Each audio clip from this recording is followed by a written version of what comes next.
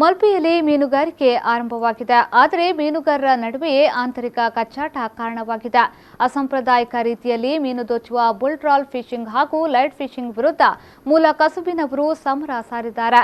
ನಿಷೇಧವಿದ್ದರೂ bull trawl ಮೀನುಗಾರಿಕೆ ನಡೆಸುತ್ತಿರುವವರ ವಿರುದ್ಧ ಆಕ್ರೋಶ ವ್ಯಕ್ತಪಡಿಸುತ್ತಿದ್ದಾರೆ.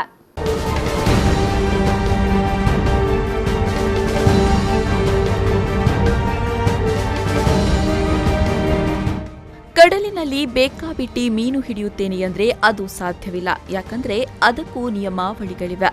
ಆದರೆ ಉಡುಪಿಯ ಮಲ್ಪೆ ಬಂದರು ವ್ಯಾಪ್ತಿಯಲ್ಲಿ ಎಲ್ಲಾ ನಿಯಮಗಳನ್ನ ಗಾಳಿಗೆ ತೂರಿ ಬುಲ್ ಟ್ರಾಲ್ ಫಿಶಿಂಗ್ ನಡೆಸಲಾಗ್ತಾ ಇದೆ. 2 ಬೋಟುಗಳನ್ನ ಪರಸ್ಪರ 25 ಮಾರು ಅಂತರದಲ್ಲಿ ಜೋಡಿಸಿ ನಡುವೆ 150 ಮೀಟರ್ ಉದ್ದದ ಬಲೆ ಬೀಸಿ ಮೀನುಗೋರುವ ಆಧುನಿಕ ವಿಧಾನಕ್ಕೆ ಬುಲ್ ಟ್ರಾಲ್ ಫಿಶಿಂಗ್ ಎಂದು ಕರೆಯುತ್ತಾರೆ.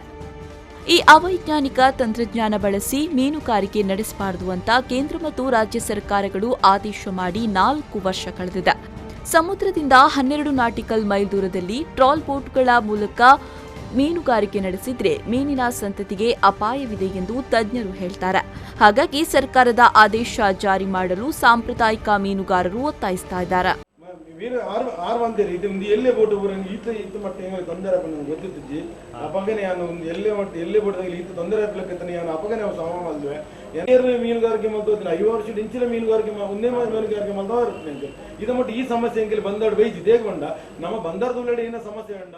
ಬುಲ್ ಟ್ರಾಲ್ ಪದ್ಧತಿಯಲ್ಲಿ ಸತತ 6 ಗಂಟೆಗಳ ಕಾಲ ಬಲೆಗೆಳೆದುಕೊಂಡು ಹೋಗೋದ್ರಿಂದ ಮೀನಿನ ಸಂತತಿಯೇ ನಾಶವಾಗ್ತಾ ಇದೆ.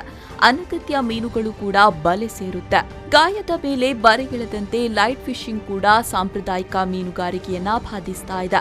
ರಾತ್ರಿಯಾಗ್ತಾ ಇದ್ದಂತೆ ಸಮುದ್ರಕ್ಕೆ ಬೆಳಕು ಹಾಯಿಸಿ ನಡೆಸುವ ಅವೈಜ್ಞಾನಿಕ ಮೀನುಗಾರಿಕೆಯಿಂದ ಮೀನಿನ ಸಂತತಿ ನಶಿಸ್ತಾ ಇದೆ.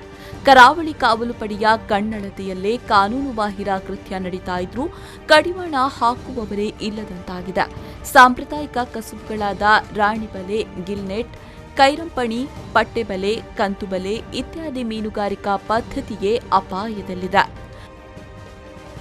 Pallavi Santosh, V4 news 24/7 Udupi.